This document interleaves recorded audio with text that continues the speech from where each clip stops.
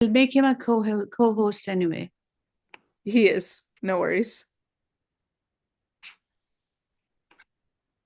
Okay. Hello, everyone. I would like to give it just a couple of minutes to get everybody else in.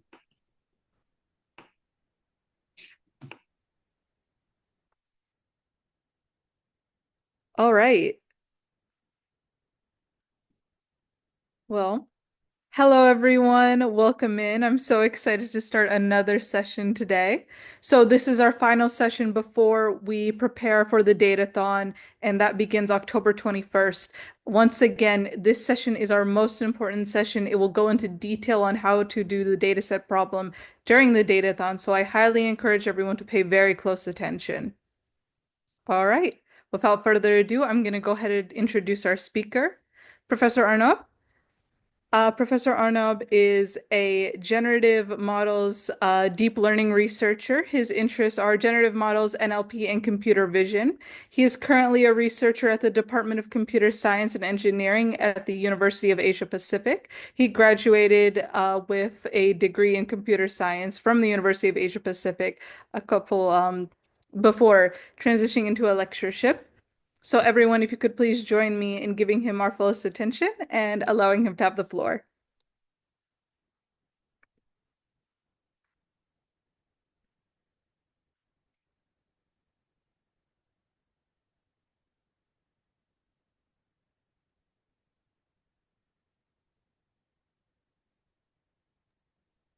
Hey, thanks for the nice introduction. Can I start presenting now? Yes, you're all good to present. Right.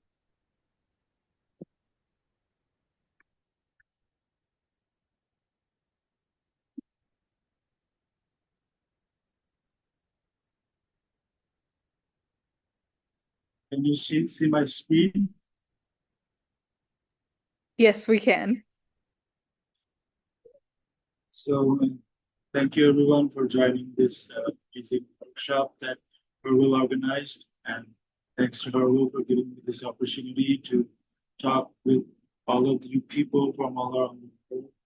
And it's a really nice opportunity to create opportunities uh, for people from all walks of life and all backgrounds and all skill levels to finally attend this workshop and really skill up themselves so that they can participate in this datathon, which is uh, really a good opportunity to hone their data science skills.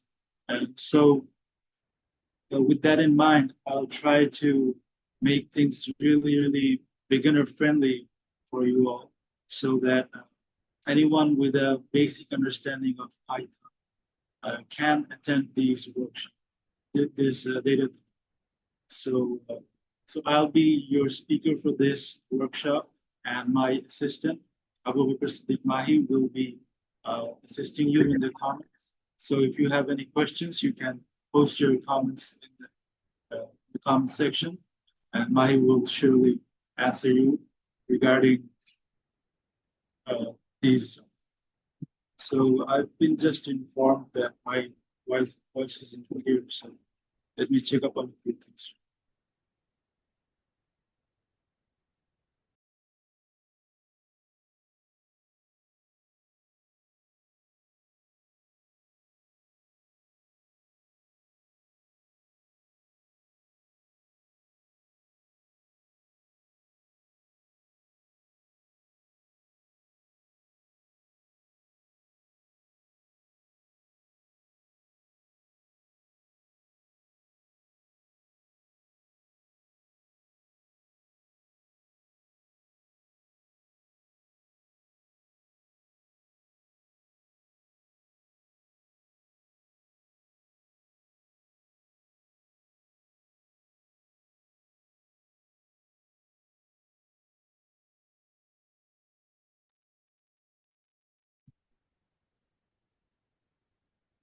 Can you hear me clearly now?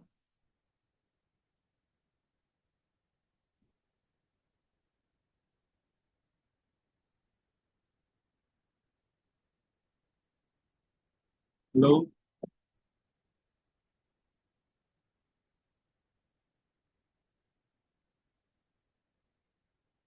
Am I audible? Yes. All right. So basically what I want to say is that uh, I try to make this workshop understandable for uh, even a novice uh, Python program. So without further ado, let's begin. So here are the contents of uh, my presentation that I've prepared. So first, we'll go through the introduction to what a Datathon is, and basically what we'll be attending in a few days is basically a Kaggle competition. It will be hosted on a site that is called kaggle.com. It's one of the most popular sites for hosting these data science competitions. So I'll give you a brief introduction about this competition type. And next, I'll show you how to open a Kaggle account. And after that, I'll show you how to join a Kaggle competition. So you'll be able to learn through this workshop how to find a suitable competition and also join it. And next, the course step, we'll uh, learn how to navigate through the data set that is posted in the Kaggle competition. And next, we'll learn through various codes how to train a machine learning or deep learning model on the data set that we downloaded. And next, we'll see how to submit a solution for your competition. And after that, we'll see how to see your rankings and how to interpret your results. And finally, we'll go through some tips and tricks for the participants who are willing to participate in this competition and do well. And so firstly, for the introduction to our Datathon.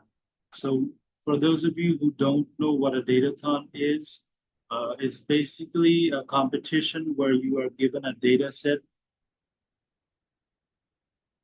and that data set contains many rows of data, and you train a machine learning or deep learning model on that data set. And based on the trained model, you gain some predictions and you submit those predictions to get some rankings.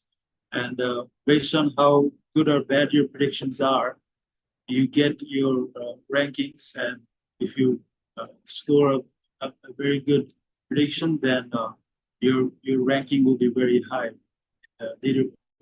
So the Datathon that we are hosting from Will's End, we are arranging it so that we can uh, democratize AI by allowing as many as people as possible to join this kind of competition and hone their data science skills. So with that in mind, I will try to explain these steps more clearly and more in detail in the following slides. And in our competition, there is going to be a very esteemed judges panel who will be judging your solutions based on many criteria like accuracy and not just accuracy. We will be judging your solutions based on your the originality of your solution. So for those of you uh, who are thinking you're gonna follow any unfair means in the competition, we will be following some strict guidelines to eliminate that sort of behavior. So we are going to make sure that the competition is very, very fair. So no sharing solutions between individuals. And to clarify, we will be hosting this as as an individual competition. So you cannot participate in this competition as a team. It will be an individual competition. Only one participant can submit their own solution. You cannot make teams of two, three, or four people and submit the solution that you came up with together. That is not allowed for this competition. And to do well in this competition, as my previous speaker said, that you will have to uh, revise all of the machine learning, Python, and deep learning concepts that you learned earlier in the previous workshops. And also, if you just uh, go through the things I about to teach, you'll do just fine. I can guarantee that much. So another thing I'd like to say is why we should participate in these kinds of datathons and Kaggle competitions. So the first thing that you get as a competitor is that you get to improve your data science skills.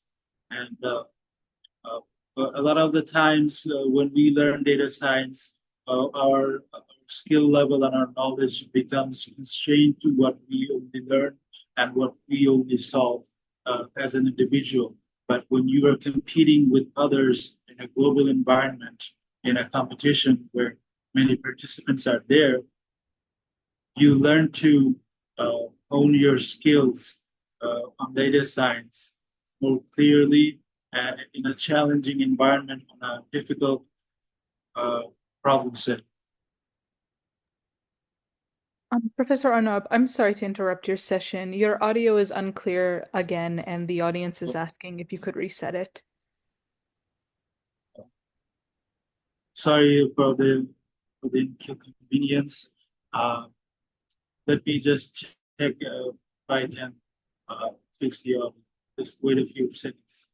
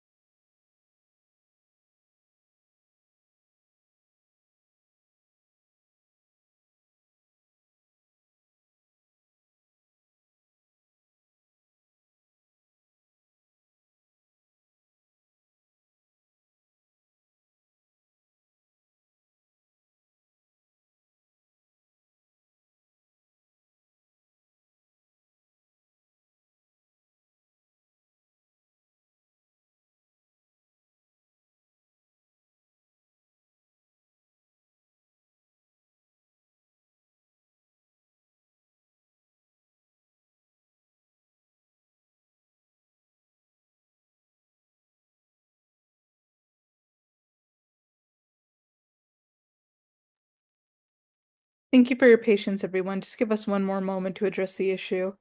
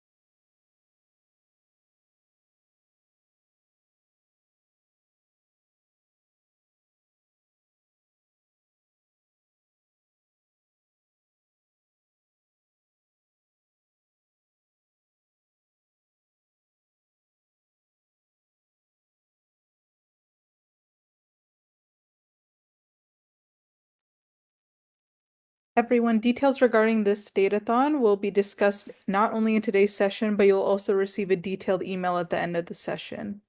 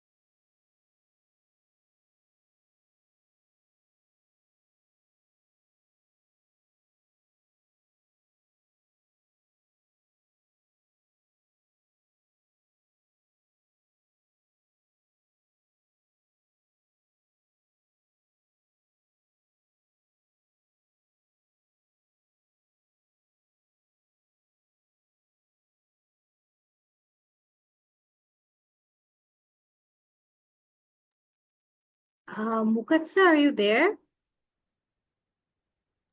Yes, Nuha. Could you please pause the videos for a while, recording for a while, and maybe you can restart it. Idea of the Datathon. Firstly, in a Kaggle competition, we have a data set which we use to train a machine learning or deep learning model, and we get a prediction based on the trained model, and that prediction we submit to Kaggle, and we rank the predictions based on the accuracy of those predictions. That's how a Kaggle competition works. Pretty straightforward and pretty simple idea.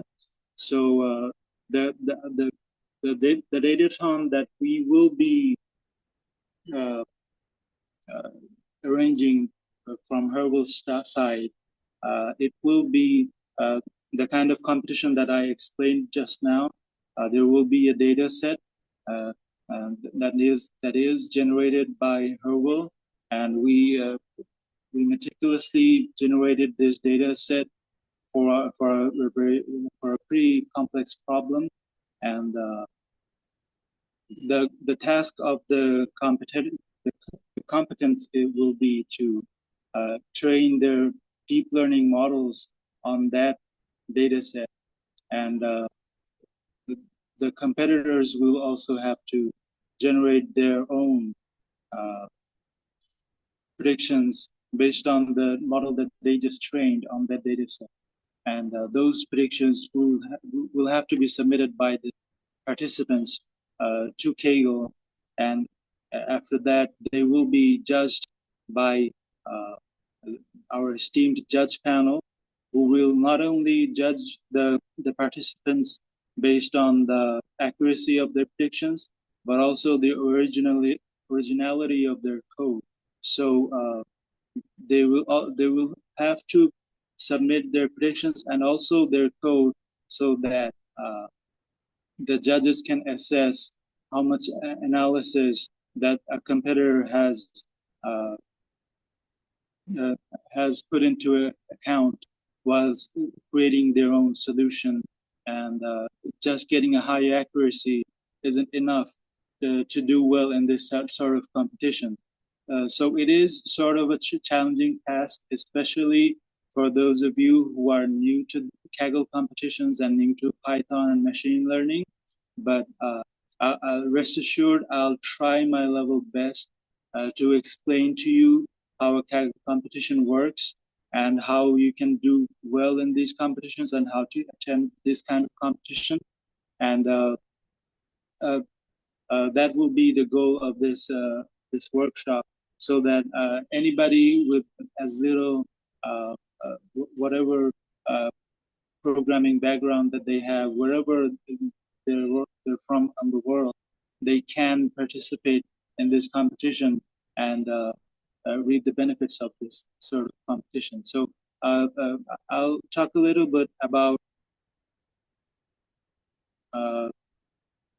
the, the the benefits of joining these sort of competitions is that when you participate in a Datathon or a Kaggle competition, especially the competition that Herwell is going to organize, is the benefit is threefold. The first is that you get a chance to improve your data science skills. So firstly, uh, uh, when we learn data science as an individual, we follow some sort of resource, and our knowledge and our problem solving skills are limited to that resource that we are learning. But when we are competing in a Datathon where participants from all around the world are competing and submitting their solutions and training their models, getting their better results, we are trying to beat those solutions and better ourselves based on other competitors. So in this competitive environment, we actually improve our data science skills, which can be very beneficial in your learning path. So that is why participating in the Datathon that we are going to organize is going to be an important learning opportunity for everyone who participates.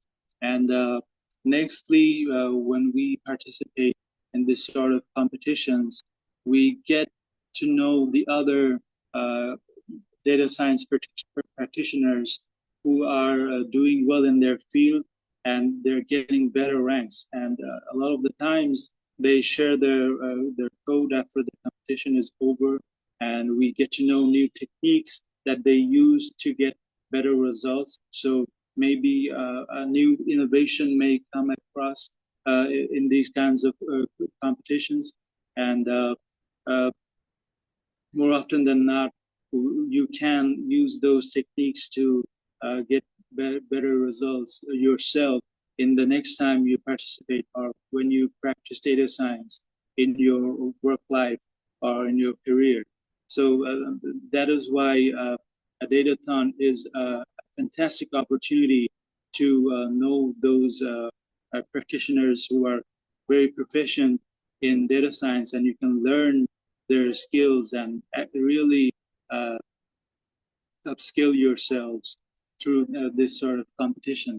And lastly, I would say that when you participate in this sort of competition, Kaggle competition or Datathon, you actually get the experience of participating in this kind of big event. And also you can showcase this experience in your CV, which can help you in getting data science related job or roles in machine learning engineer or data scientist or business analyst or any kind of job that requires any sort of data analytics.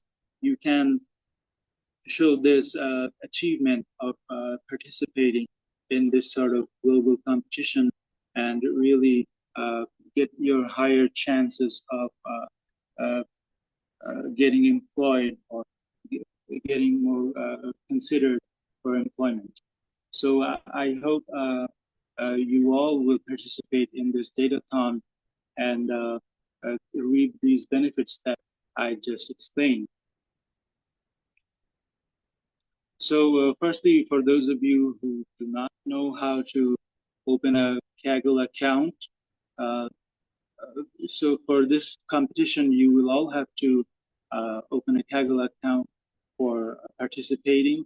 I know most of you know how to open a Kaggle account, but for those of you who don't, you can go to kaggle.com and click sign in and select your email address or phone and enter your password and complete the registration and accept the privacy terms, and voila, you're registered for Kaggle. So next, what you can do is you can join a competition now that you have created your own Kaggle account.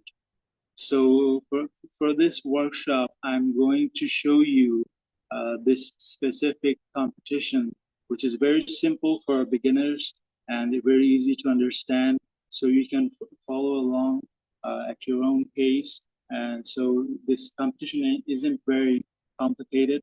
It's called the NLP 1000 ML Challenge.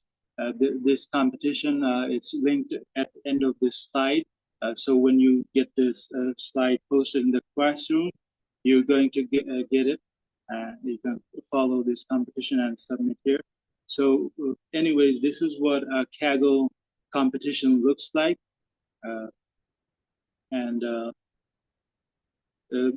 Basically, they give a very good description and some background about the data set.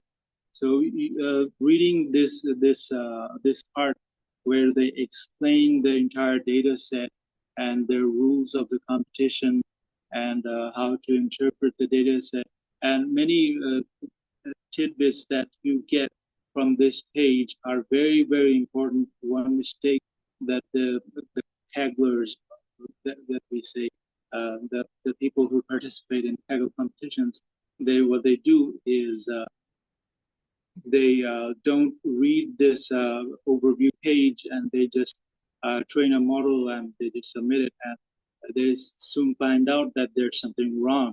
So I would highly suggest that all of you read this overview page very, very well when you participate in any Kaggle competition, and especially the Kaggle competition that we are organizing from Harvard.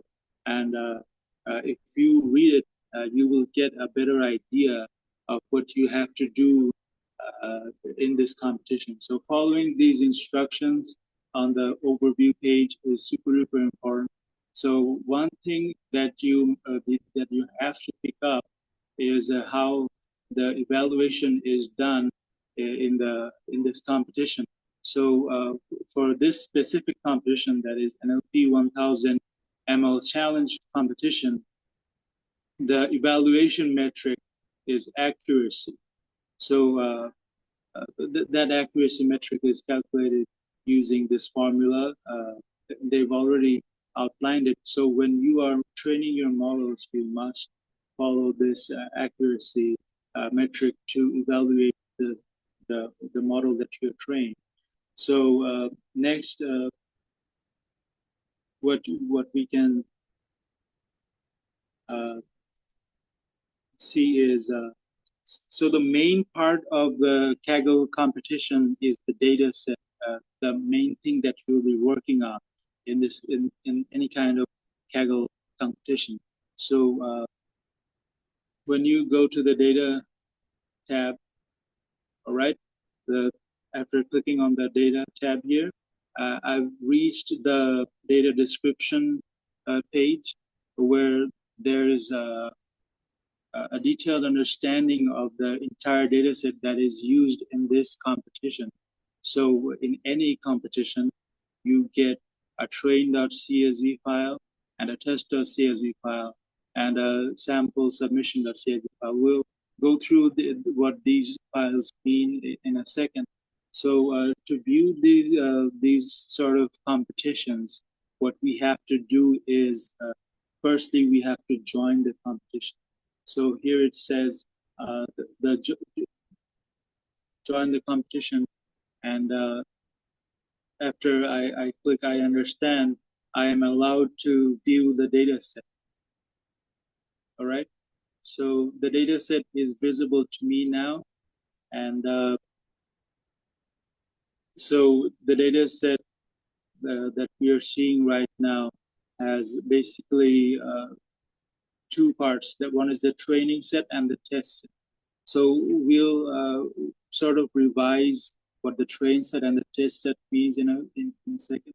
So this is the steps to access the data set that is shown in the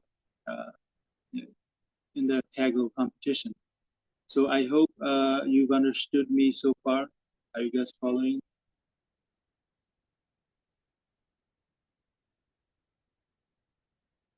Uh,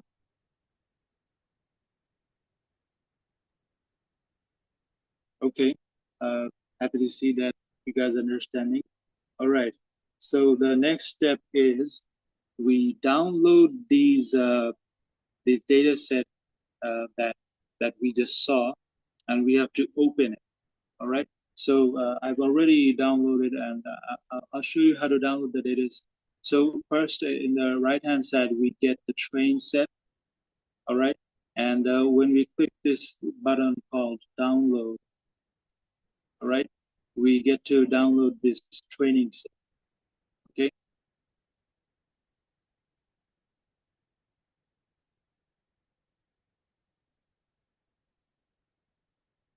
So when the training set is downloaded, I would highly suggest that you keep the entire training set and the test set in a single folder, like I have kept right here. So after I clicked on the training set file right here, I've just downloaded it. And next I've clicked on the test set, and if I just click on the download button, the data set will get downloaded. So after we've downloaded these data sets, we can click these files, and we can view these CSV files. So when you first open a CSV file, it will look like this. And one short note here is that sometimes these data sets do not follow this CSV format that we are seeing. In that case, it might be a zip file which you will have to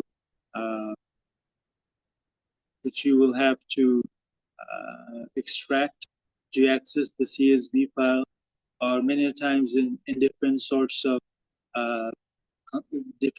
competitions, there might be different data formats that are followed.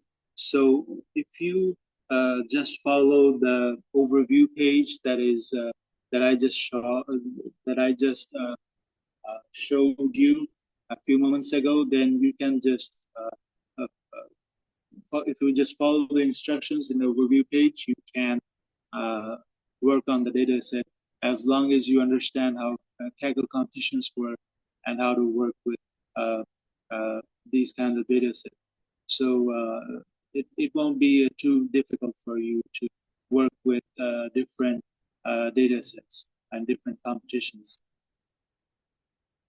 So the next thing that you can observe here is that in the training set, or the train.csv file, we have one column which says document ID, and the next column which says text, and the next column which is the is positive column. So we'll try to understand what these columns mean.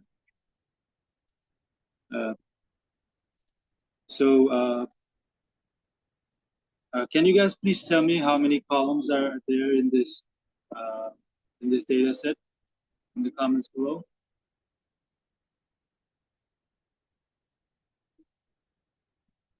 Right, everybody's giving the right answer. Awesome. We have 3 columns in this data set. All right, so, yep. Some of you are saying 2, but actually, if you just look at here, the first column is document ID. The second column is the text column, and the third column is the is positive column. So surely we have 3 columns in this data set. All right. So this is our training set, and let's think about this training set for a while. So in the first column, it says document ID. Just from the name, we can say that it is a unique identifier for the for the text that we are going to get in this data set. So for these specific IDs, we get these texts, and this is positive column is basically signifying whether a given text is true or false. All right. So basically, it's a classification. So the input features are is our text, and the output feature is positive column. All right. So can you guys tell me how many input features are there in this data set?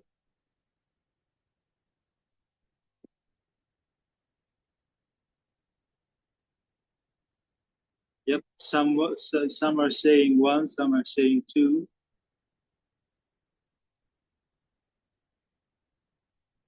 All right. Looks like we have a debate going on, 1 versus 2. Some are even going far as to saying 3.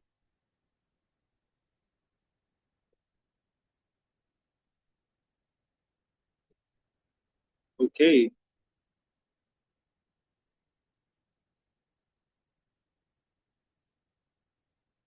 Rukaya is saying that the C is the output feature. That is absolutely correct.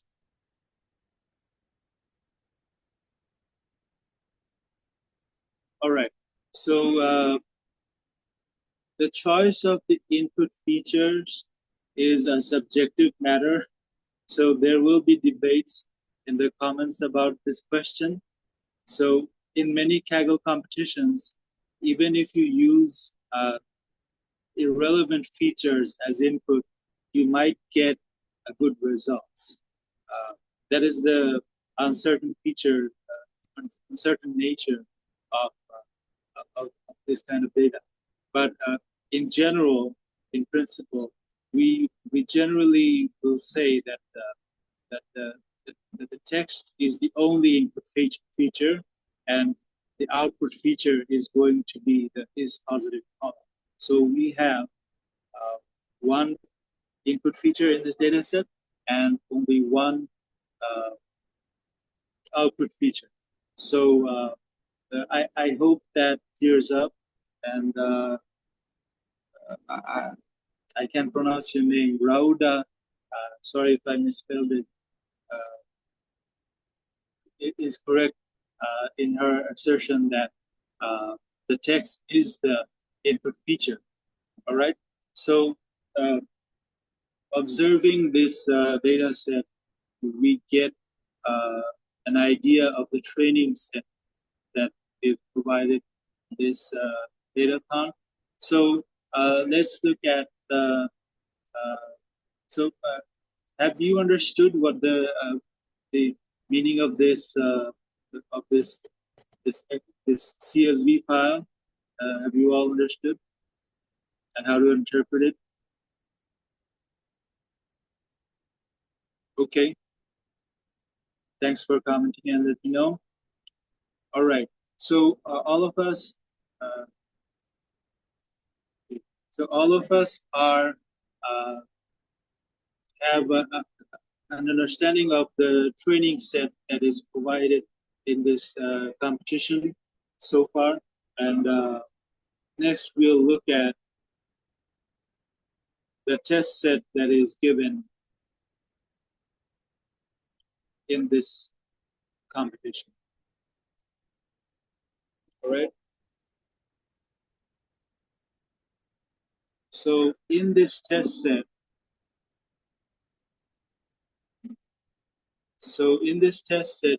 what we are seeing right here is that we are getting how many columns? Can you see?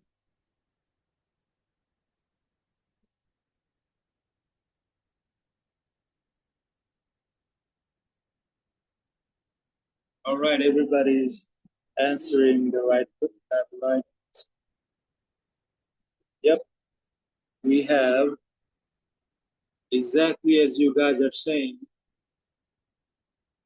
two columns in this test set.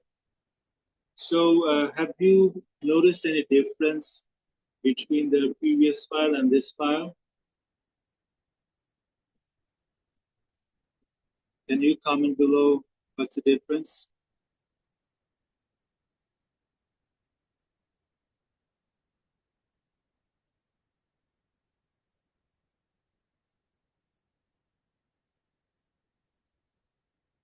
Yep.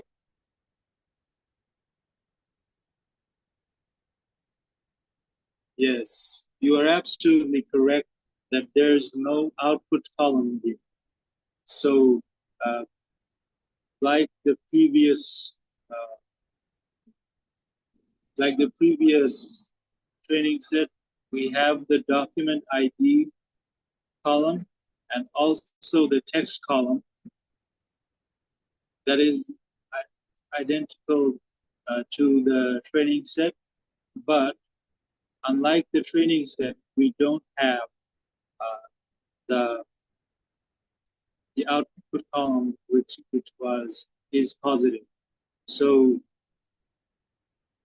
we will have to run inference on this test set. All right. So after training on the test.csv file, we will have to predict the sentiment or class of this text in the test set and submit our solutions. So I think everybody understood what the meaning of this test.csv file is. Is it clear to you now? Okay, so let's go into our Kaggle competition page again.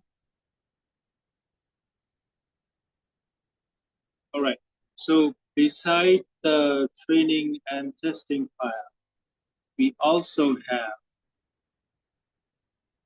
a sample solution.csv file, right? So in this samples submission.csv file, we are getting how many columns? Can you guys tell me?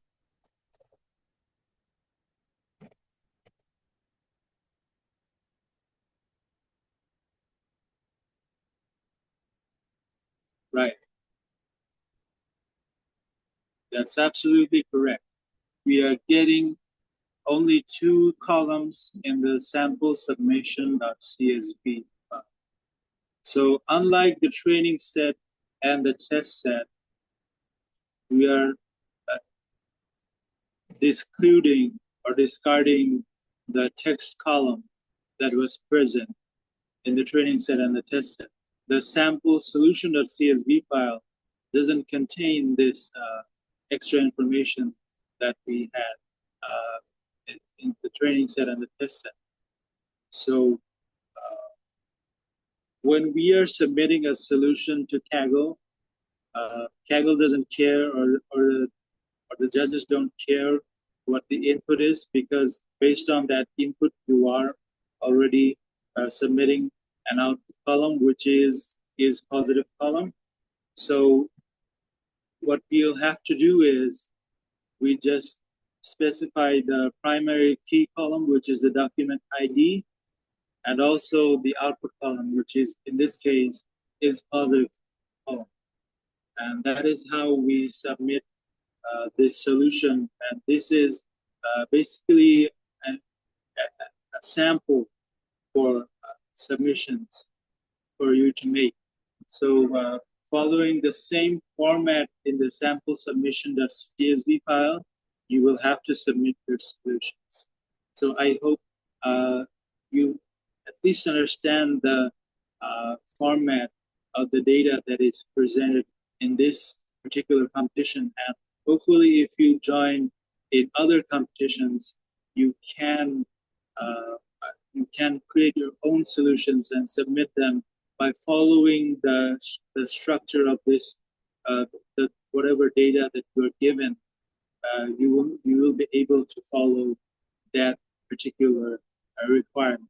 So to recap, and one thing you should keep in mind is that the column names should be the same for your personal submission. So if you create a sample submission.csv file which has the column name just positive instead of is positive, it is going to show you an error. So be wary of this kind of errors in the combinations. And for example, if you just write ID instead of the document ID in this column, you name your column sample submission.csv in this file, you write ID instead of document ID, Kaggle will not accept your solution. It will show you an error.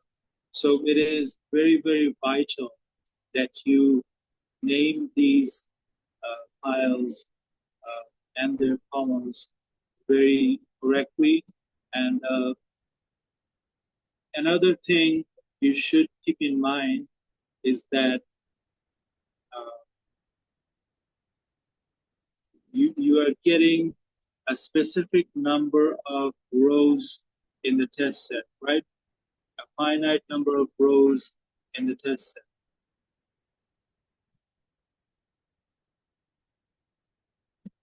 Let me just go to the bottom. So this is a pretty big test set.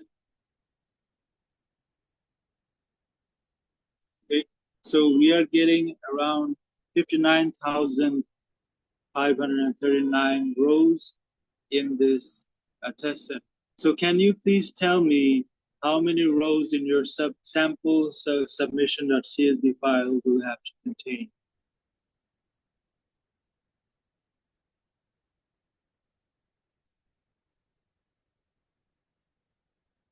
Let me reiterate the question. In your test.csv file, there are 59,539 rows. So how many rows will there be in your sample submission?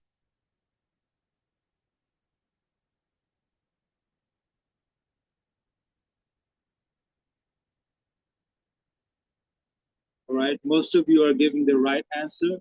It is actually 59,539 rows in the, yes, the same number. So your solution will have the same number of rows in the solution. So since we are running a prediction on this test set, it is only natural that we will have the same number of rows because the data is the same. All right. All right, thank you for your correct answer. Yep, that's a very good question. How can we submit and get a solution? I'm going into that part right now. Okay, so we have a pretty good understanding of how a data set works and how to navigate through the data set. All right, so next I will show you or at least first explain what it means to make a solution for a Kaggle competition. So basically, when you download this training set that I just showed you a while ago, so you use this train.csv file for training your machine learning or deep learning model. All right. So after you train your model, which may be a neural network or a deep neural network or a CNN or LSTM or large language model, you've already learned these topics and these models in your previous workshops. So after you've you've trained this model, whatever model you've chosen to train, you get a model that is a pre-trained model that is trained on the training set. All right. So you use that pre-trained model to run inference on the test set. Okay, to get the solution.csv file. All right. So we are training our model, which was previously untrained, and after training it, we are getting a pre-trained model, and we are giving the test data to this model to get some predictions, which is our solution.csv. So that is how the training process and submission process works. That's a bird's eye view of the entire process. So this entire process, we can write it in code. So I'll show you a demonstration of how to do it. All right. So for those of you who haven't any experience with Python and VS Code or any kind of code editors, this might be a little difficult for you to understand. So I'd highly suggest that you learn Python so you can upskill yourself to be able to understand these topics and attend the Kaggle competition. So in the same folder that I opened for keeping my train set and test set, I'm also keeping this IPyNB file or a Jupyter notebook file. And I'm using these train and test files for my training and testing purposes. So firstly, we are importing the necessary libraries, which are pandas. Since we are working on data science, so for working with data, we need the pandas library. And for numerical computations, we need the NumPy library. And the scikit-learn package, we're using it for splitting the data set. And the transformer library we are using to get our model and our training related code. And also the PyTorch library we'll be using to train our model. So another thing that you must keep in mind in the competition that is to come, that is going to be organized by Herwell, is that we only allow the use of the PyTorch library for this competition. And so if you are not familiar with PyTorch, I would suggest that you learn PyTorch. If you already know TensorFlow, switching to PyTorch isn't very difficult. You can switch to PyTorch in a day. It's not that difficult. And all of the competitors will have to write their code in the PyTorch library for this particular competition that we are arranging from our site. So the next codes, if you already understand the Python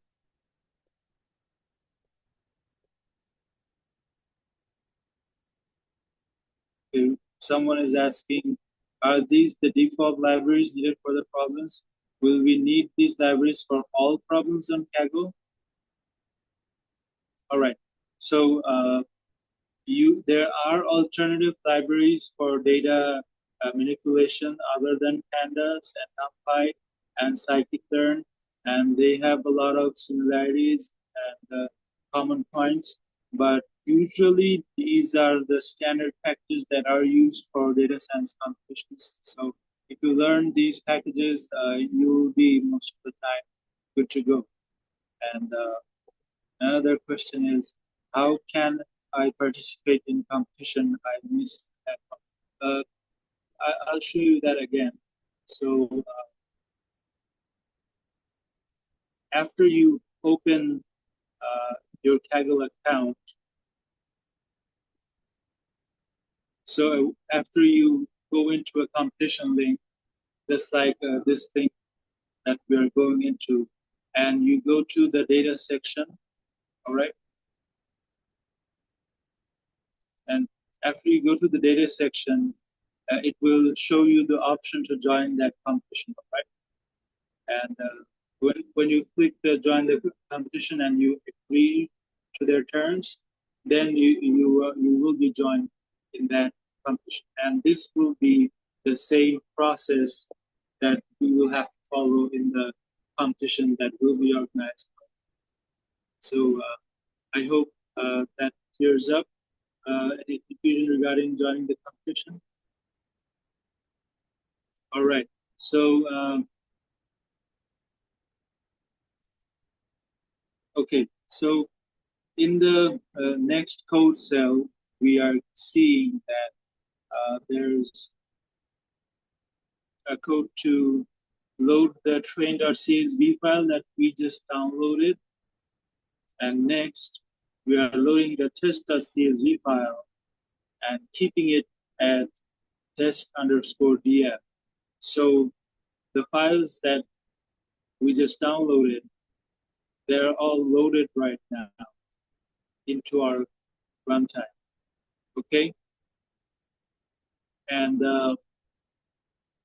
after we are loading this data set, we are doing some pre-processing, okay? So we are going to convert the true false values into zeros and ones. That is basically what's being done in this line. So in our data set, we get these sort of values which are true or false. But can you guys tell me, can computer understand these strings, true or false? Can computer directly work with textual data? Can you guys answer me that question?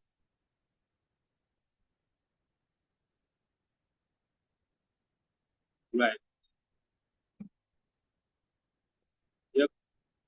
Everybody's giving the right answer, and that is that we cannot work with textual data directly using our computer. Computer just understands zeros and ones and numbers, right? So we will have to convert that textual data into numbers. So that is why we are turning these labels into zeros and ones, okay? Thank you guys for the correct answers. And after that, we are going to split this training data.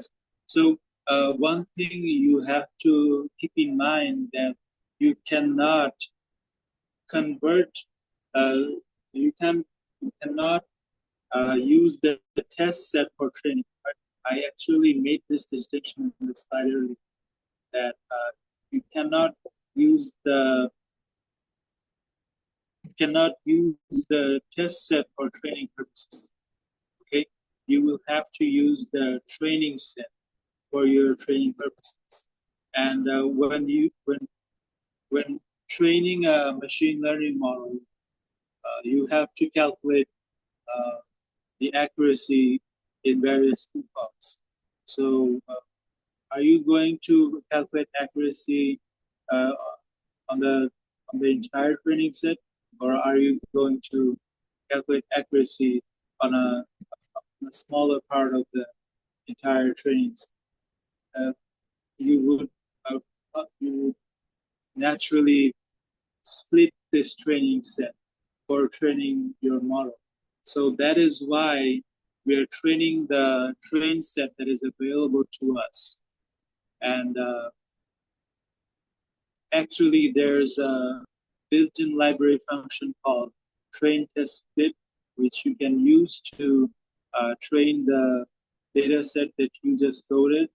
And it will be splitted into 4 parts, which are X train and X validation and Y train and Y validation. So can you guys tell me,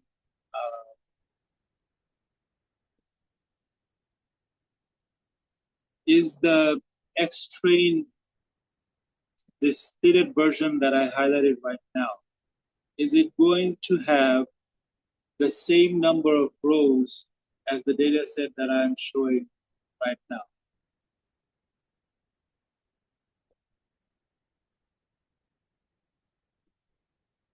Some are saying no, some are saying yes.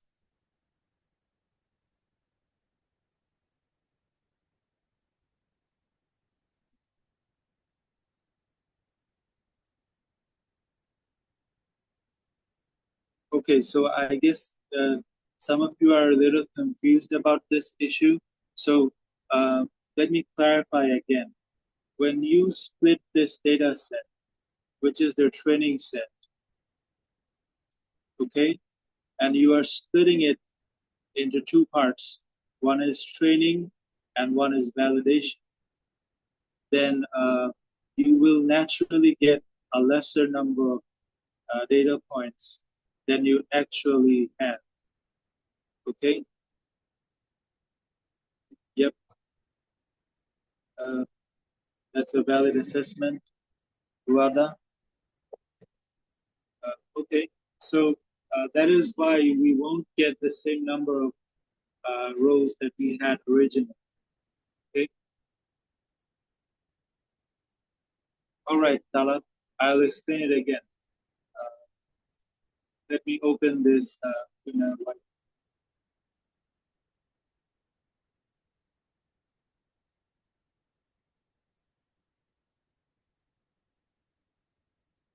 Okay, so first, let's imagine that we have the train.csv. I'm just writing it in short as t.csv, all right? And after splitting, we are getting two data sets, all right?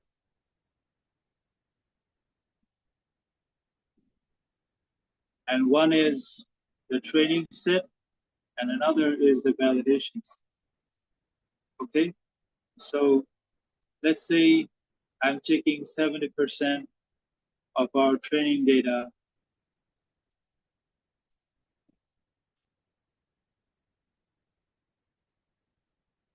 as our training set, new training set, and 30% of our original training data as the new validation set. Yes, you're absolutely right, Gus. They are the subset of the original data set. So after we are splitting this entire training set into 2 halves, then naturally we will get a lesser number of data. So I hope it is clear to you now. And the test.csv file that we originally downloaded from the Kaggle website a few moments ago, that is actually separate from all this, all right? Since we can't use this data set for training purposes, we can only use it for inference. Okay, another good question is from Ryan is that, what is the purpose of the validation set? So when training your machine learning models,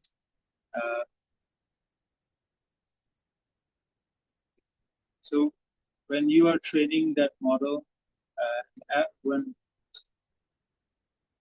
a loop is performed and you want to know how much accurate the model's predictions are, you use this validation set, okay, to calculate the loss and actually back propagate through the entire model so that the model can make better predictions in the future. So you are training on the train set, and after training, you are making validations on validations. So I hope I can, you will have a better idea of validation set and the training set now that you have at least a better idea of how this works. Okay, so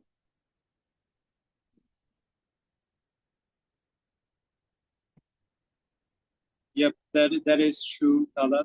Thank you for understanding. Okay, so going back to the code. All right, so the next step in our coding phase in the competition is that we are going to load a tokenizer, which is birth-based uncase. Okay, so this is a tokenizer that is from the Hugging Face library. So for those of you who do not know about language models and BERT and natural language processing, this might sound new. So let me give you a brief introduction to tokenization. It is basically a text processing step that converts the text into numerical IDs or tokens, which allows for the text to be fed into the model. Yes, that's a good question. Many of you might not be familiar with tokenization. That's the comment from Nazmul. So let me just draw a figure again. So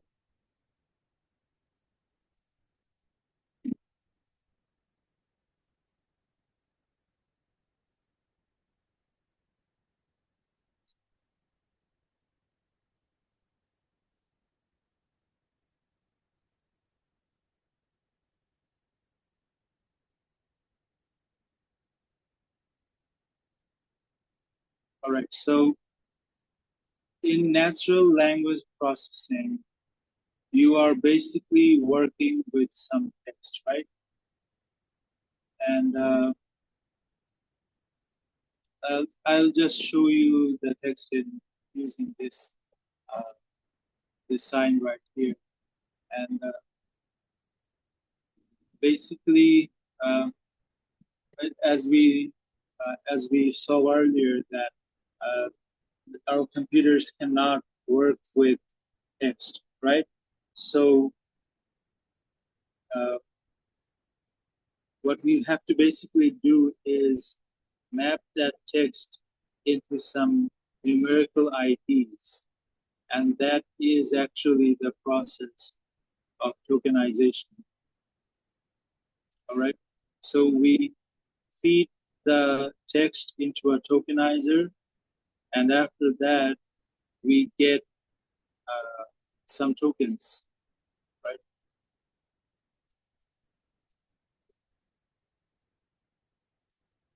Maybe we are getting some words in our text. They will be converted into some tokens, like such, token 1, token 2, token 3. And these are predefined tokens in the model's vocabulary that can be used to maybe this has the number 34 mapped to it, and this has 39 mapped to it, and maybe this has 54, the number mapped to it. So from this textual data, we are going into this number space. right? So those of you who are familiar with mathematics, we are going from the textual space to the numerical space thanks to this tokenization process, all right? That is essentially the process of tokenization. And there's a lot of things that go on inside. And for those of you who are familiar with programming, when we run our code, it basically runs on a compiler. And all of our compilers also have this tokenized that I just talked about. So it's a fairly complicated process, but this is the brief overview of how it works. So I hope you have a better idea of what the tokenization means for language modeling, all right?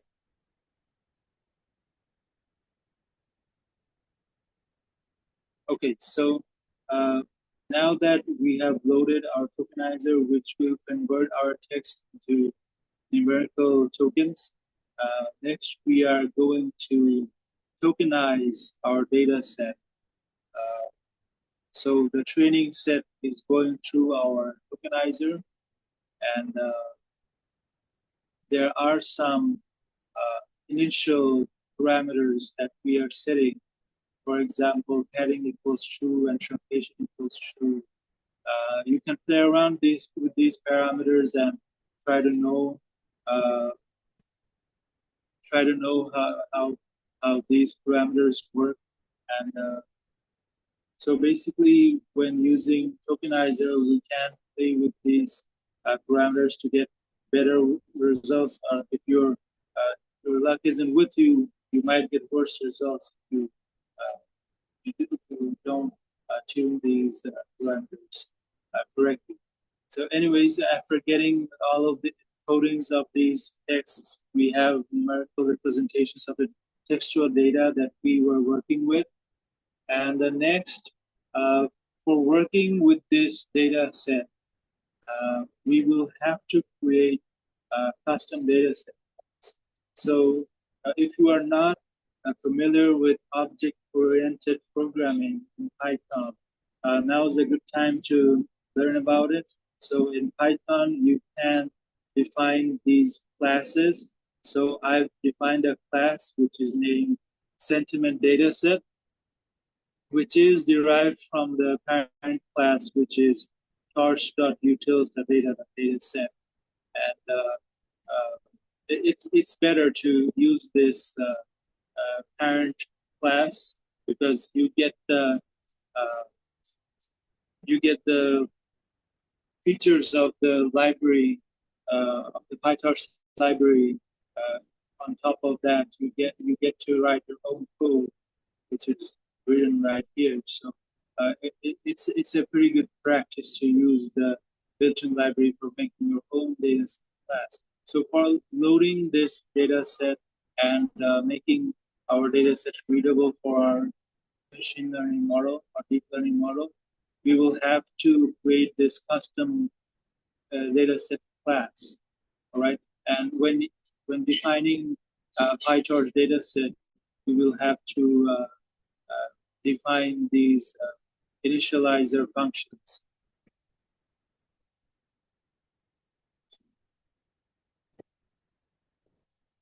Okay, so Mehdi Hassan has asked a very good question, but these questions are actually really falling out of the scope of this workshop.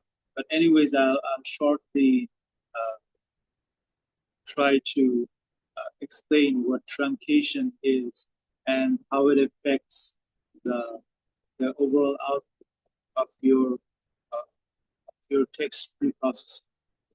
So what I actually showed you in this tokenization process, it is actually basically part of the text preprocessing state. So when we are working with a piece of text, let's say this is a line of text, and we are trying to tokenize it or doing any kind of text pre-processing of this kind of text. And when we are setting there's a predefined parameter which is max length, all right? And this parameter actually specifies how much of the input text we should process, okay? In case of our code, we set the max length equal to 128, all right? And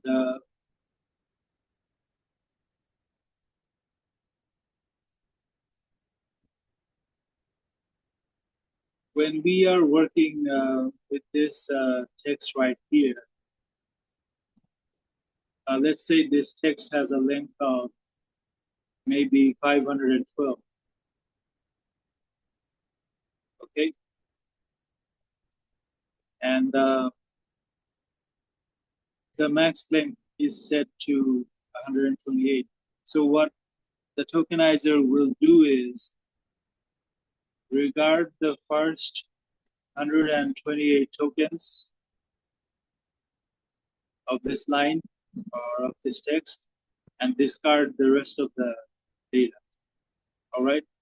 So it is really important to choose the max length of your tokenizer very carefully because you might discard some useful data. And in many cases, you might be well off with setting a low max length because there might not be many useful information after a certain number of tokens. So it's actually it's up to you how much max length you want to set. But in practice, what I've found is that setting a higher max length allows you to capture more information, and setting a lower max length makes you discard some information which might have helped you get better insights. So that is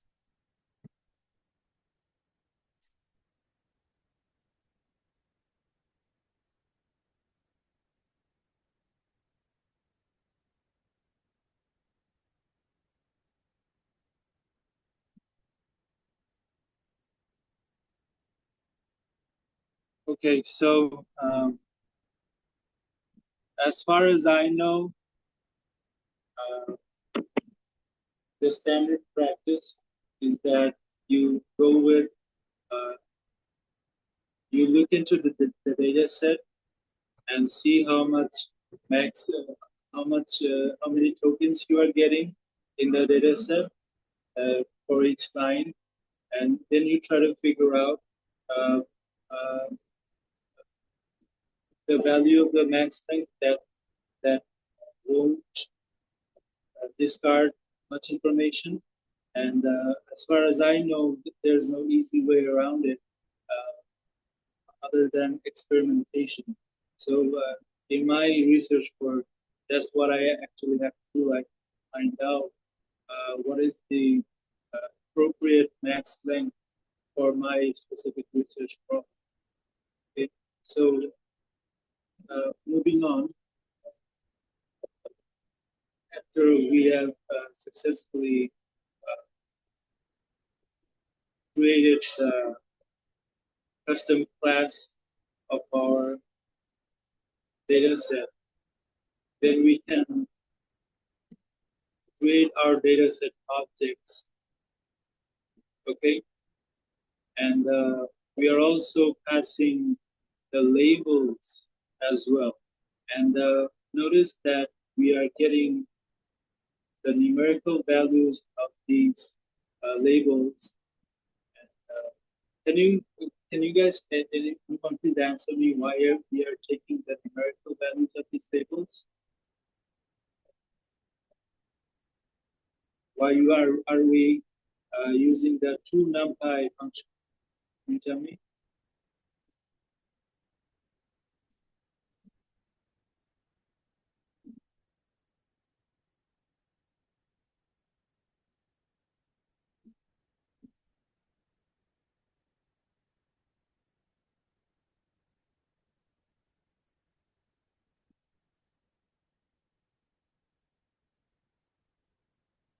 I guess you guys are a little confused about this. So,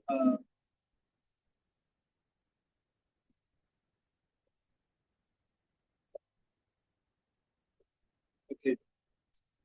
So,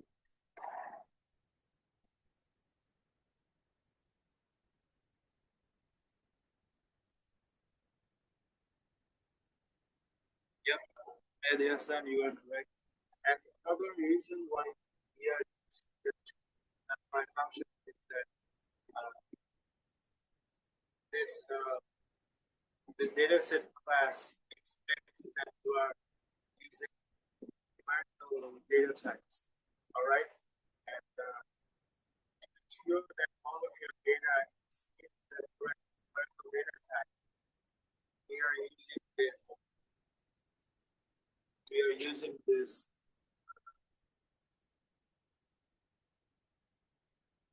two number.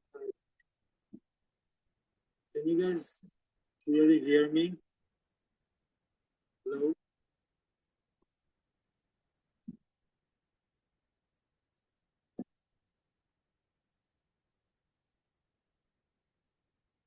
Hello?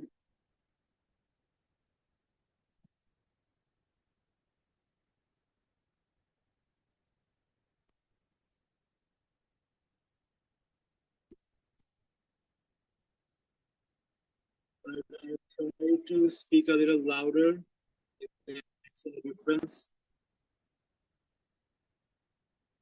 Still comments about it here.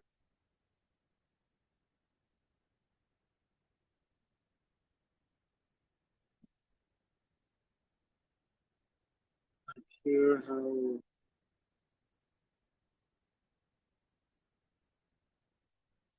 Yeah, I'll try to speak for a while and see if you can hear me now. So after we have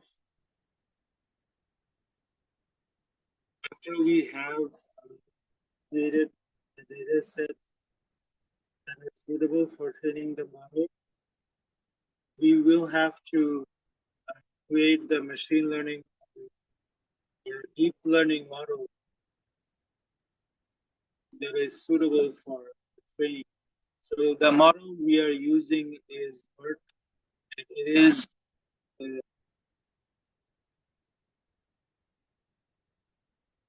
still unclear.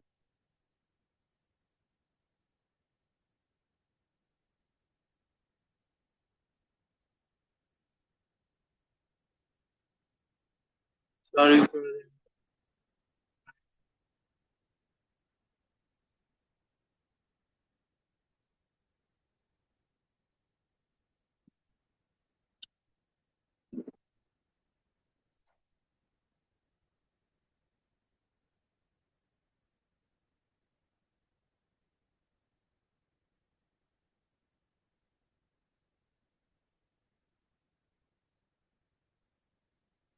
Can you hear me now?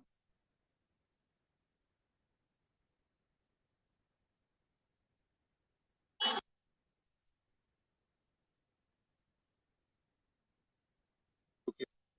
I apologize for the technical problems that were pretty persistent. Anyways, moving on with the workshop, we see that there's a process to create the model.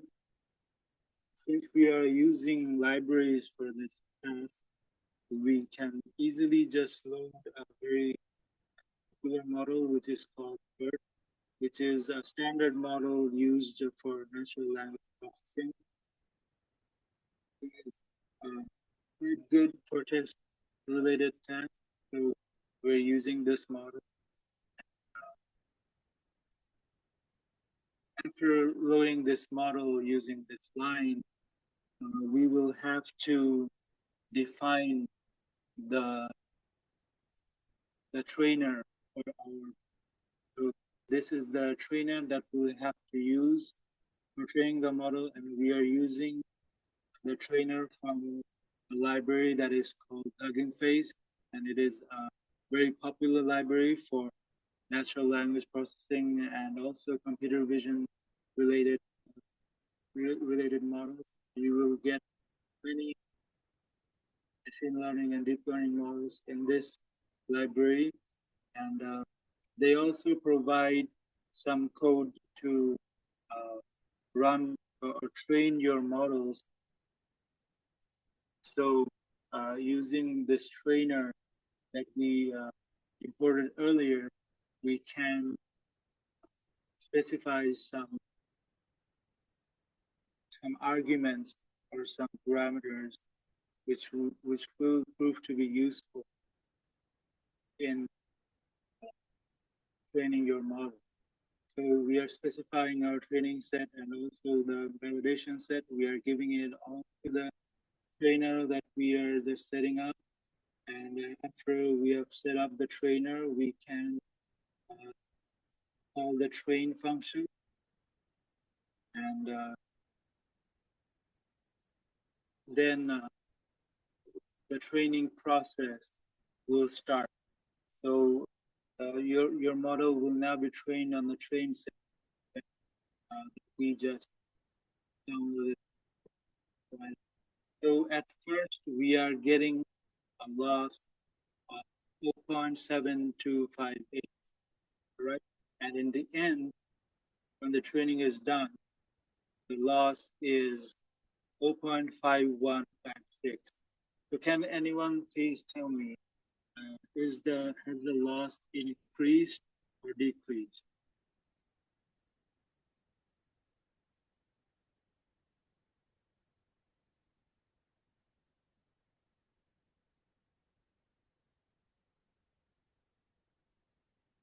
Yep, these are right answers, all of them. The loss has indeed decreased. Thank you everyone for the correct answers.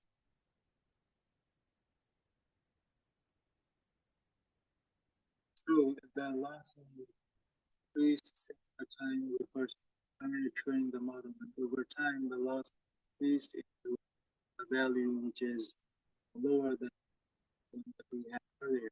So after a while, we are getting a better model than we had first had, thanks to the training that we trained this model. So after we have trained our model, if we just retrospect with the slide I showed you earlier, we have already completed this entire step, right? So we have trained our machine learning model, which is in this case, can you tell me what the name of the model is? Can you remember?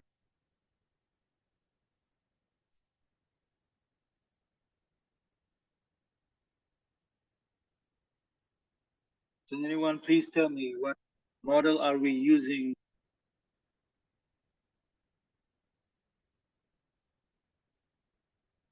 I need a few more answers.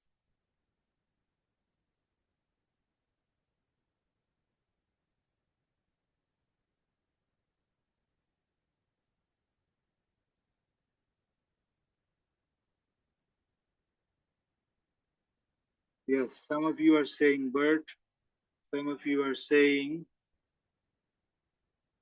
deep learning, and some of you are saying BERT case and case. All of you are correct. The correct answer is BERT case and case. We are using this deep learning model, which is called BERT, for training on our train set.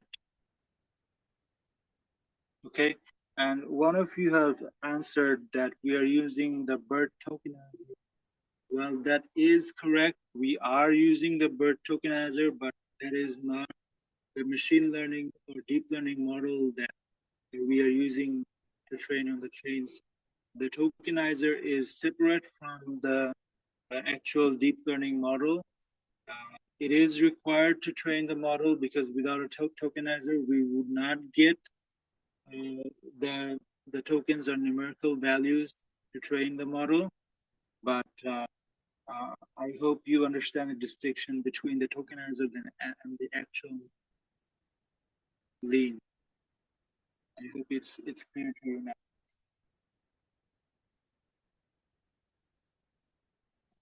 Okay, so I hope you guys have a better understanding of how the tokenization process works and how we train them. If I just go through it a little more here, first we get some text, right? Then we pass that text to the tokenizer.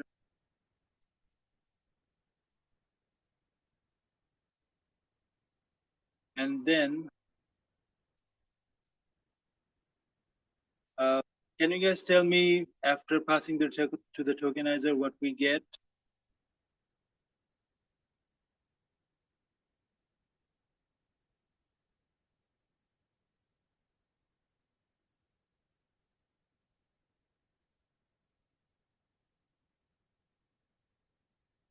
Yep, we are getting some tokens, which can be seen as numerical values.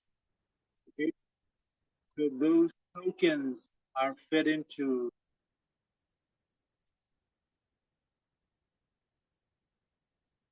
the deep learning model, which in this case is BERT. Okay, and that model gives us a prediction. All right.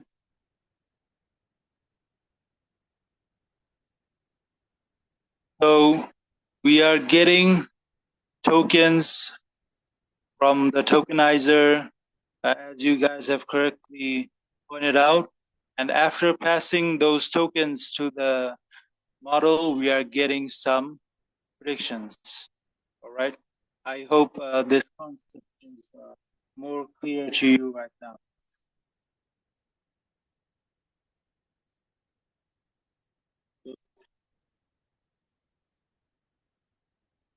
So next, now that our model is trained, we'll go back to the figure. What we'll have to do is we'll have to use our test set to get our prediction. So let's have a look at our test set again. So for these particular texts, we will have to get some predictions. All right. So these texts will serve as inputs to the model now, and the model will provide us with some outputs for our predictions about which text belongs to which class and not. So that can be done pretty easily by creating the test dataset again, and if we just call the predict function on the trainer that we just created, then we get a test for the test dataset. We get our predictions. So we pass our test dataset to the model, and after that we get our predictions, and we can use the NumPy library to get a argmax predictions to get our predictions. And finally, for the predictions that we are getting, we can create a pandas data. Initially, I showed you the pandas library that we imported, and that will be in use here. So we can use that library to create a data frame, and that data frame can be saved as a CSV file using the toCSV function, right? And if we run this code, we can get a sample solution.csv file that can be saved. All right. So this is how the entire process works of how to train a model from you on a training set that is from a Kaggle competition, and how to make a sample solution. And can you guys tell me what step is left for now?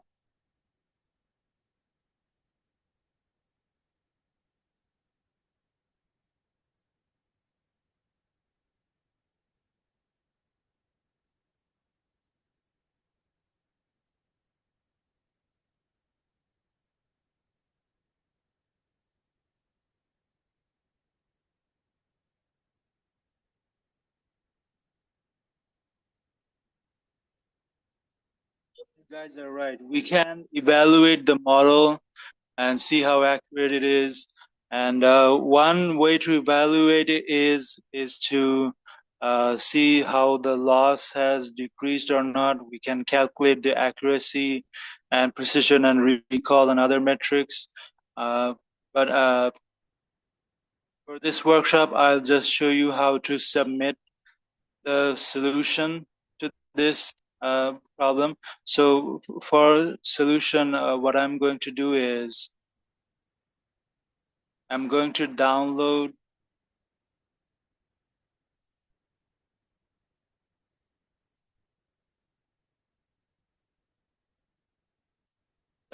this submission file. I'll show you how you can submit this file. Okay. So for submission, you can click on submission, or in this case, it says late submits. But around this area, you will get a button for submission. And after you have clicked on this button, you will get a place to submit this submission file. So the submission that you generate using your code, you can drag it here, right? And then you can click submit to submit your solution, and your solution is done. Okay?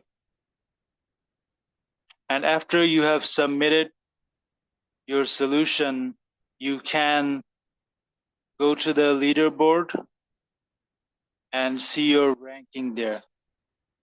But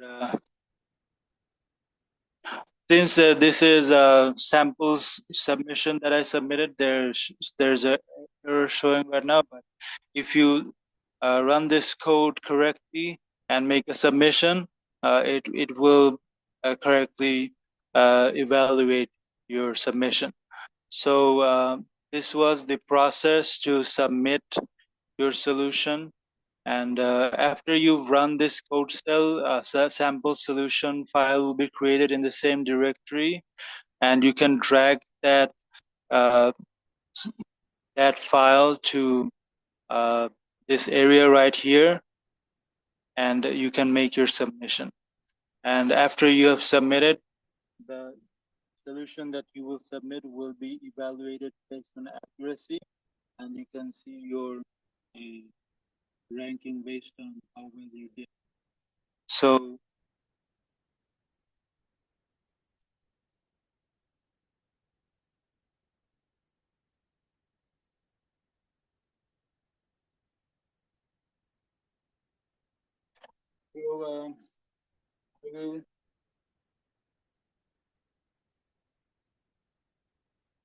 yes, Lynn, you got it absolutely right. We can write code in any ID. Make sure it's in Python and you are using the PyTorch library. Then you can submit your CSV file in whatever ID you use to run your code, and your solution will be accepted as long as we're following the code of the PyTorch library. We are not allowing the TensorFlow library for our competition. So I hope that answers your question. Okay, so finally, I'll go through some tips and tricks for single competitions. And since this is a very beginner-friendly workshop, I didn't do any advanced processing in this tutorial. So the first thing I would advise you to look into is exploratory data analysis, which is a process where you look into the data, do some analysis, make some plots, and figure out which feature in the data set is most relevant and which is not, which feature has more correlation with the output set. And this kind of exploratory data analysis is very, very, sorry, I'm trying my level best to make the voice clear, but unfortunately due to some problems.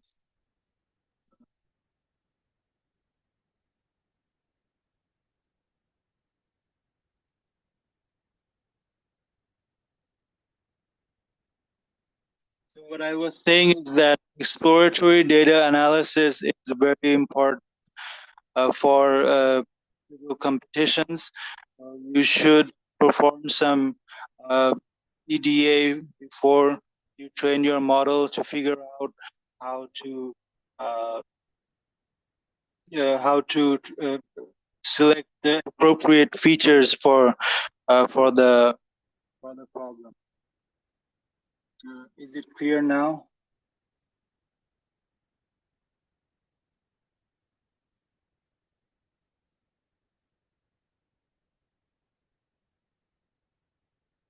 Okay, so that's one part of the EDA section. And another thing I would say is choose your model wisely. What I mean by that is we just saw one model, which is BERT, and there are many models which are available for training your data on. So you might get some level of accuracy for a specific model. Okay, so for model 1 you get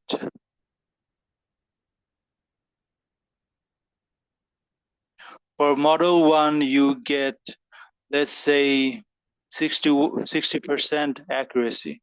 Okay, and for model 2 you get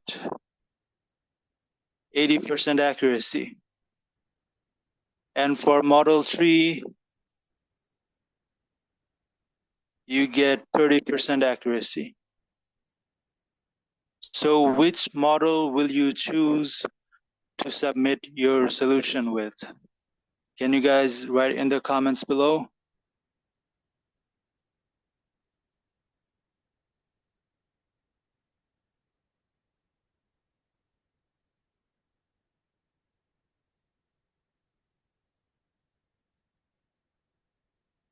Yes, that's absolutely correct. We will choose model 2 for submitting our solution.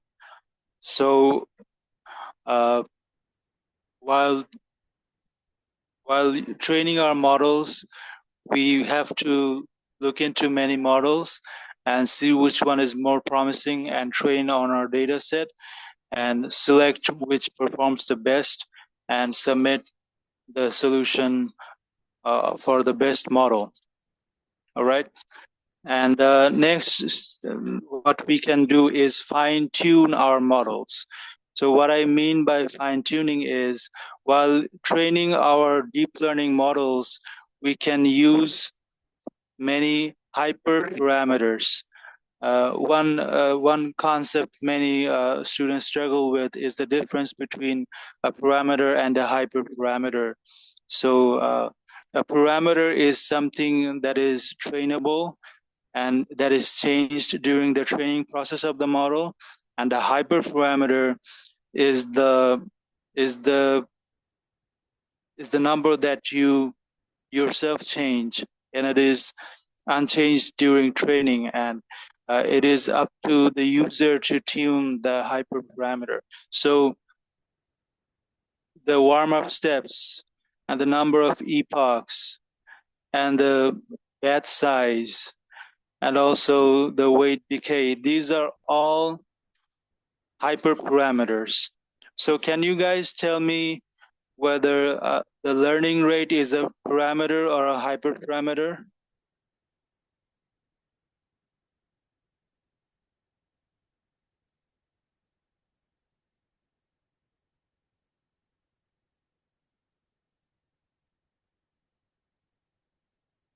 Yes, the learning rate that we use to train our model is actually a hyperparameter.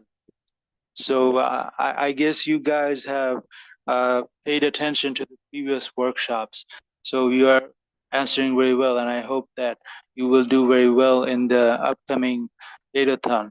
So there's the various hyperparameters that you have in the that you have in your model. You will have to fine tune to find the best parameters that give you the better results. All right, and you can use another technique called k-fold cross validation, where your data set is basically split into different parts. Okay, and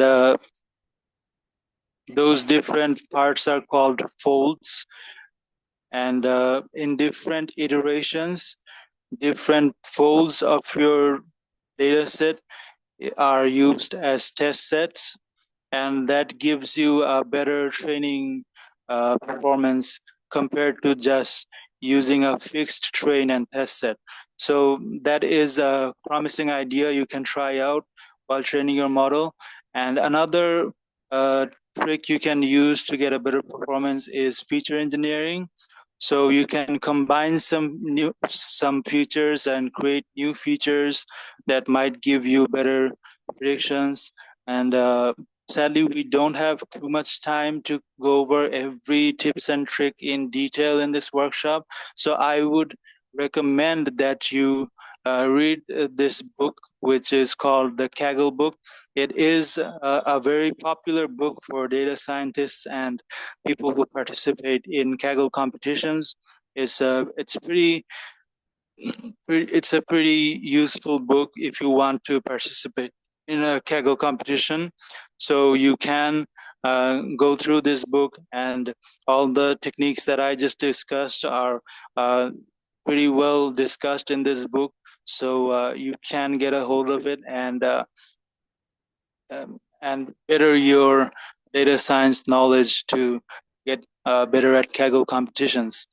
So these are the references of the sources that I used for making this presentation. So I thank you for listening to my presentation so patiently, and sorry again for the technical problems. And I'll hand over the mic to Herwell.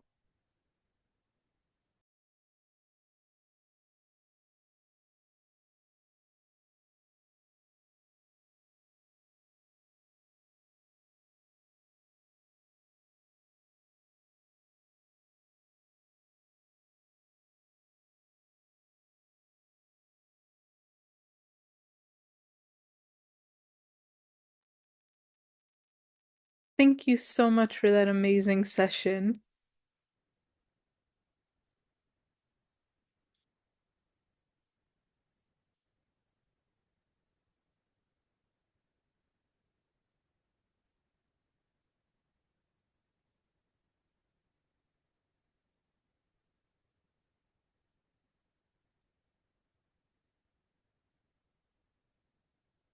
Okay.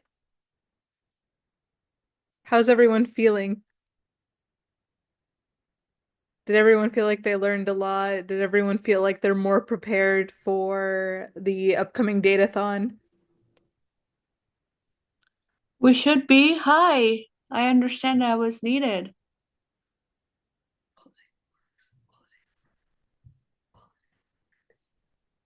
Hello? You guys hear me? I can hear you. Okay, what was the question? I'm just asking, is everyone prepared for the upcoming Datathon? Right. Yeah, they should be. Okay, what did you need me for?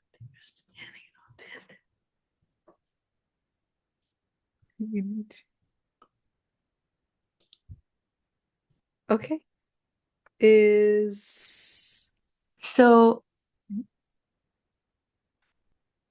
this is for Hannah. I just wanted to know that if you needed me for something, Yasmina. Oh no, Farhana. We're okay, no worries. All right, everybody, let's go ahead and start wrapping up our session. Thank you all for your attention. Thank you, Arnob, for your amazing presentation. I learned so much. I know I feel more confident going in. Once again, everyone, the lesson you learned today will be very valuable when it comes to the Datathon starting on the 21st. Everything you've learned from prior sessions will also help you. Everything is available on the Google Classroom and soon on the YouTube as well. In the meantime, if you have any questions, please leave them in the chat and the Herbal team will get straight to them. I would also like to open the floor to a couple of our Herwell partners. I'm very grateful for their participation in these sessions. Our amazing Herwell team internationally, based not only in Bangladesh and Pakistan, but Egypt, across the world. I'm so grateful for all of our help. So I'm gonna open the floor to our Herwell partner, Carol. Carol, can you hear us?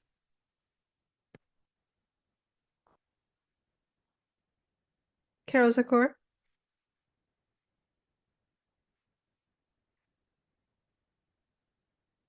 Let's see.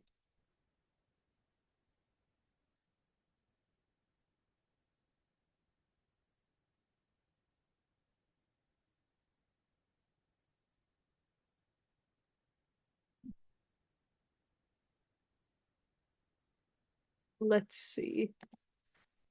I don't think she's in the call right now. So I'd instead like to open the floor to Dr. Anya Mohammed. Dr. Anya, if you're available, we'd love to hear you speak.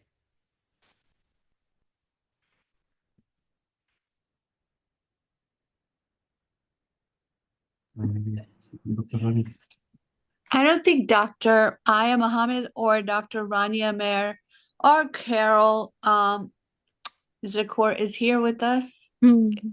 So you know what I'm gonna do is Aya's here? Oh, Dr. Rania Mer is here Yeah, with us. yeah. Perfect. Hi. Yes. Hello. And Hello. I'm sure everybody is eager to hear from you. Yeah. Yeah. Thank you, Ismina. Thank you, Farhana. Thank you, everybody. I would like to thank you for your participation and your really commitment. I'm glad that you're every time at the workshop you're there and very active and asking questions. This is very actually interesting. I hope that you all enjoy the series of session, and we are looking forward to your participation to Datathon. So we are there for any questions on WhatsApp or even here on the chat if you need to ask about anything.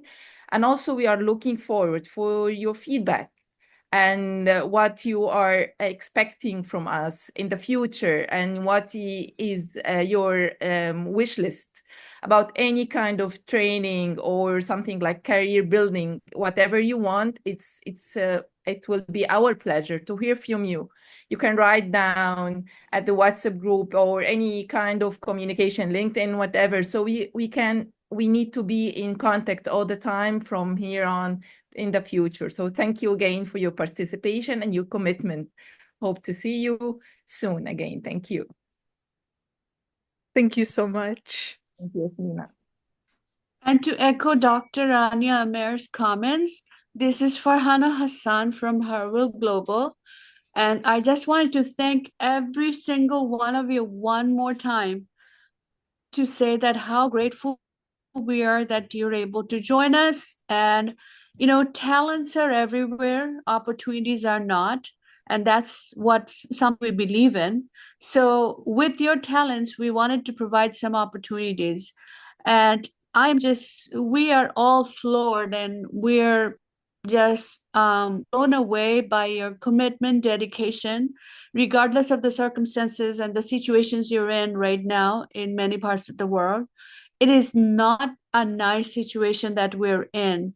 And as a respite from all of it that we're going through, while it's war or it's like a philosophical war on women and youth and progressiveness, and or it's some kind of radicalism somewhere, or something really, or political upheaval, you still showed your commitment, you're still here, and that took our breath away, to tell you the truth. So thank you so much.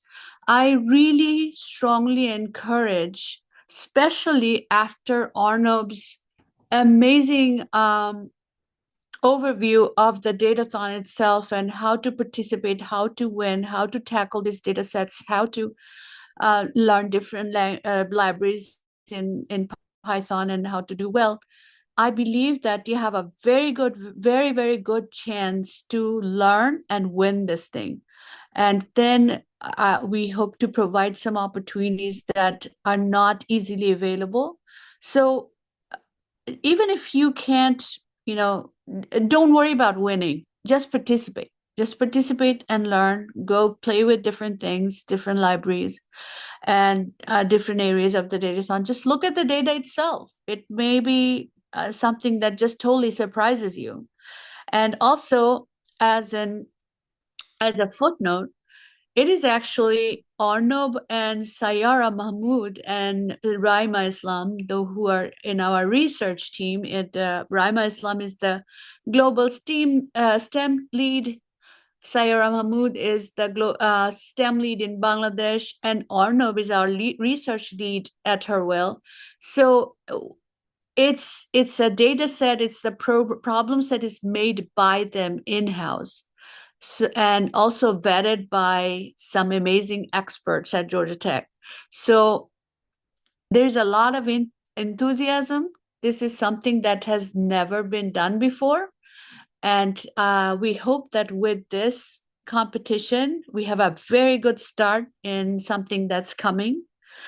And literally the last 4 days, in the last 2 weeks, the 4 workshops, looking at every single one of you who had who was able to keep your cameras on, and also participated and talked, and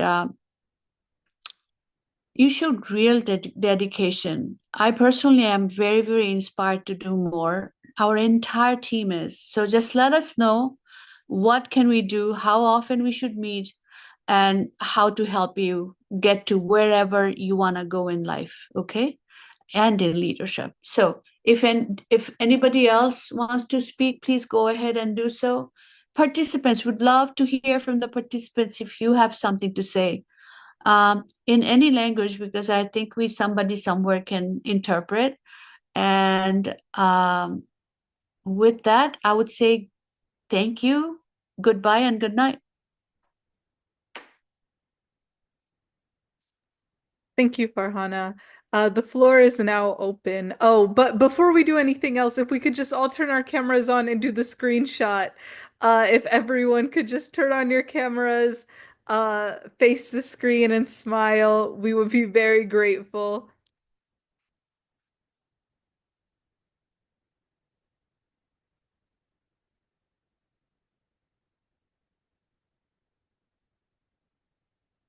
All right, we're good. Thank you so much, Makadza. I'm gonna now open the floor to our dear Nuha. Nuha, it's all yours. Hi everyone. As I mentioned before, that we'd love to hear about your stories. So I'm sharing the link, Google Form link, in the comment box, and I'm going to share it with the email too, but I'm also sharing here. So feel free to go there, write down your stories and share your ideas and how we can improve. And these stories, the best stories, something we will share it on our website, on our social medias. So please do participate. Thank you so much.